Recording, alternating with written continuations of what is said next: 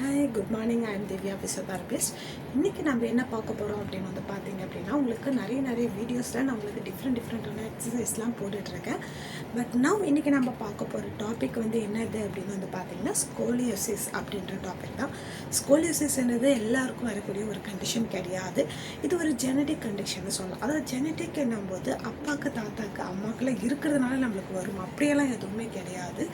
இது எதனால் வரும் அப்படின்னு வந்து பார்த்தீங்கன்னா, டில் பர்த், அதாவது குழந்தை பிறந்ததுக்கு அப்புறமே வந்து நம்மளோட வெர்டிப்ரல ஒரு டிஃபெக்ட் தான் வந்து இந்த ஸ்கோலியோசிஸ் அப்படின்னு சொல்கிறது.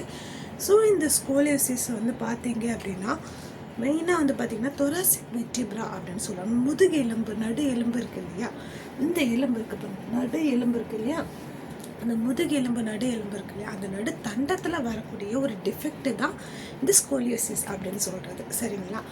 ஸோ இந்த ஸ்கோலியோசிஸ் வந்து இருக்கிறத வந்து அவ்வளோ சீக்கிரம் நம்ம கண்டுபிடிக்கவே முடியாது. ஏன் அப்படின்னு வந்து பார்த்தீங்க அப்படின்னா, அது நம்ம பிறக்கும் போதே வரக்கூடிய ஒரு சின்ன டிஃபெக்ட்டு.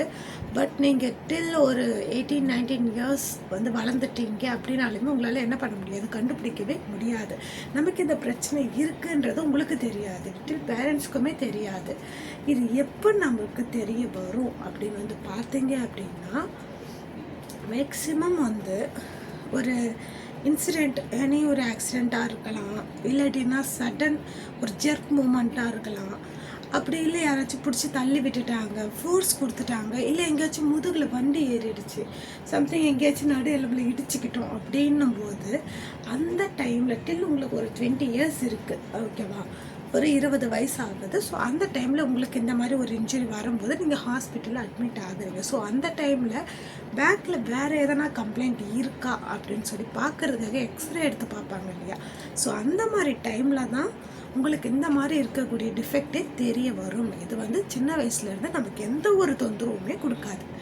அது வரைக்கும் நம்ம நல்லா தான் இருப்போம், நல்லா நடப்போம், நல்லா பேசுவோம், நல்லா உட்காருவோம், ஒரு பிரச்சனையுமே கொடுக்காது. பட் அந்த ப்ராப்ளம் வந்து இதாச்சு. பட் ஆனால் 20 இயர்ஸ்க்கு அப்புறம், இல்லை ஒரு 16-17 இயர்ஸ்க்கு அப்புறமா உங்களுக்கு சின்ன கம்ப்ளைண்ட் வந்து வர ஆரம்பிச்சிடும். அது என்ன கம்ப்ளைண்ட் அப்படின்னு வந்து பார்த்தீங்கன்னா, பேக் பெயின். மெயினாக வந்து பார்த்தீங்கன்னா பேக் பெயின் வரும், ஓகேவா. அடிக்கடி பேக் பெயின் வரும். ரொம்ப நேரம் நம்மளால் உட்கார முடியாது, உட்காந்துட்டோன்னா நம்மளால வந்துட்டு அந்த பேக் பெயின் வந்து தாங்கவே முடியாது, ரொம்ப பெயினாக இருக்கும். அப்படி இல்லை, நான் பைக் ட்ராவலர், நான் வந்து ஸ்கூட்டியில் ஓட்டிகிட்ருக்கேன் அப்படின்னா, நம்ம ஸ்கூட்டி ஓட்டிகிட்டு போயிட்டுருக்கோம் இல்லையா. ஸோ அந்த டைமில் ஒரு ஸ்பீட் பிரேக் ஜெர்க் ஆகும்போது நமக்கு அந்த மாதிரி பெயின்லாம் வரும், ஓகேவா. ஸோ ஸ்கூட்டியில் போகும்போது நமக்கு ஒரு ஸ்பீட் பிரேக் ஏறி இறங்கும்போது அந்த ஜெர்க் மூமெண்ட் கொடுக்கும்போது நமக்கு அந்த பெயின் தெரியலாம். அப்படி இல்லை,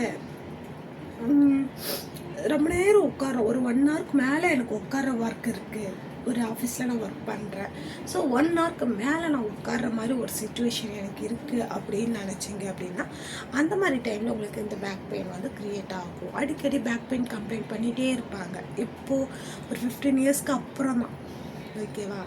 டில் நீங்கள் ஒரு 20 இயர்ஸ்க்கு வரைக்குமே அது ஒரு சின்ன பெயின் அவ்வளோதான் அப்படின்னு சொல்லிட்டு அப்படி தான் போயிடுவீங்க. பட் எனி ஒரு கண்டிஷன் ஆகுது, ஏதோ ஒரு இன்ஜுரி ஆகுது, நம்ம அதுக்கான ஒரு எக்ஸ்ரே எடுத்து பார்க்கலான்னு பார்க்கும்போது தான் அதோடய வெர்டிப்ரல் ஷேப்பே நம்ம கண்டுபிடிப்பாங்க. சரிங்களா? அடிக்கடி பேக் பெயின் வரும். இன்னொன்று, ஒரு 20 இயர்ஸ் ஆகுது, ஏஜ் ஆக என்ன பண்ணுவாங்க, இப்படி நேராக கெயிட் பண்ணுறாங்க இல்லையா, நடக்கிறாங்க இல்லையா, அந்த மூமெண்ட் வந்து எப்படி ஆகும்னா லைட்டாக இப்படி ஸ்லைட் பண்ணி நடப்பாங்க. இப்படி ஸ்ட்ரெயிட்டாக இருக்கிறது ஒன்று, பட் இது லைட்டாக இப்படி டேர்ன் பண்ணுவாங்க. ஏன் அப்படின்னா அந்த முதுகு எலும்பு வந்து இப்படி இருக்கும், ஓகேவா. அதாவது இப்படி ஸ்ட்ரெயிட்டாக இருக்கிற அந்த தண்டவாளம் வந்து என்ன ஆகுது அப்படின்னு வந்து பார்த்தீங்க அப்படின்னா, ஒரு சைடை வளைஞ்சிருக்கும். இப்போ என்னோட முதுகு எலும்பு இருக்கு இல்லையா, இப்போ இது ஸ்ட்ரெயிட்டாக வருது, மேலேருந்து கீழே வரைக்கும் ஸ்ட்ரெயிட்டாக இருக்குது. பட் இது வந்து என்ன ஆகுது, இப்படி நேராக வரக்கூடிய கோடு இப்படி வந்துட்டு இப்படி சைடில் வளைஞ்சா எப்படி இருக்கும், சேம் திங் முதுகெலும்பு அப்படி தான் இருக்கும்.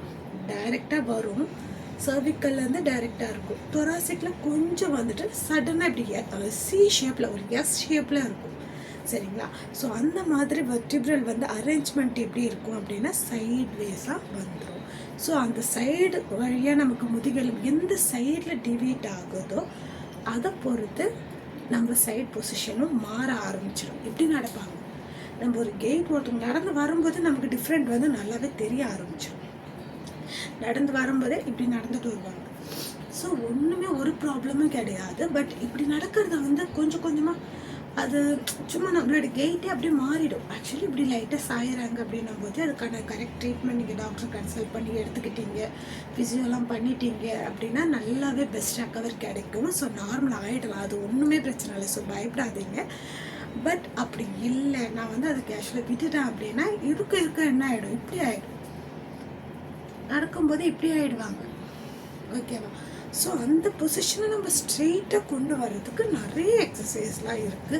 ஸோ இதுக்கான சர்ஜரி எல்லாமே இப்போ வந்து ரொம்ப சூப்பராகவே டெவலப் பண்ணிட்டாங்க. இப்போ நிறைய நம்மளுக்கு வந்து டெவலப்மெண்ட் இருக்குது. ஸோ அதனால் ஒன்றுமே பயப்பட தேவையில்லை. ஸோ அந்த மாதிரி ஆகுறீங்க அப்படின்னும் போது லைட்டாக உங்களுக்கு அந்த மாதிரி ஒரு பொசிஷன் வர ஆரம்பிக்குது அப்படின்னும் போதே நம்ம அந்த போஸ்டர், அதாவது அந்த பொசிஷனை வந்து கரெக்ட் பண்ணிக்கோங்க. ஓகேவா? ஸோ நம்ம கரெக்ட் பண்ண என்ன ஆகிடும், கொஞ்சம் கொஞ்சமாக நம்மளோட அரேஞ்ச்மெண்ட்டும் ஸ்ட்ரெயிட்டாக வாய்ப்புகள் இருக்குது. சரிங்களா? ஸோ அதனால் பயப்படாதீங்க. ஃபர்ஸ்ட் ஆஃப் ஆல் எந்த கம்ப்ளைண்ட் வந்தாலுமே அப்படியே அப்படின்னு ஷாக் ஆகாதீங்க. டெவலப்மெண்ட் இருக்குது. இப்போ நம்மளோட இப்போ இருக்கிற ஜென்ரேஷனில் பார்த்திங்கன்னா இவ்வளோ டெக்னாலஜி வளர்ந்துச்சு. ஸோ எல்லாத்துக்குமே சொல்யூஷன் இருக்குது. ஸோ அதனால் வந்து எதை பற்றி வரி பண்ணிக்காதீங்க. இந்த நெக்ஸ்ட் வீடியோவில் உங்களுக்கு என்னென்ன எக்ஸசைஸ்லாம் நாங்கள் பண்ணலாம், இன்னொன்று அந்த மாதிரி கம்ப்ளைண்ட் இருக்குன்னு தெரியுது, டாக்டர் சொல்லிட்டாங்க அப்படின்னா அதுக்கு என்னென்ன எக்ஸசைஸ்லாம் பண்ணலாம் அப்படின்றத உங்களுக்கு நெக்ஸ்ட் வீடியோவில் சொல்கிறேன். ஓகே, தேங்க்யூ, பாய்.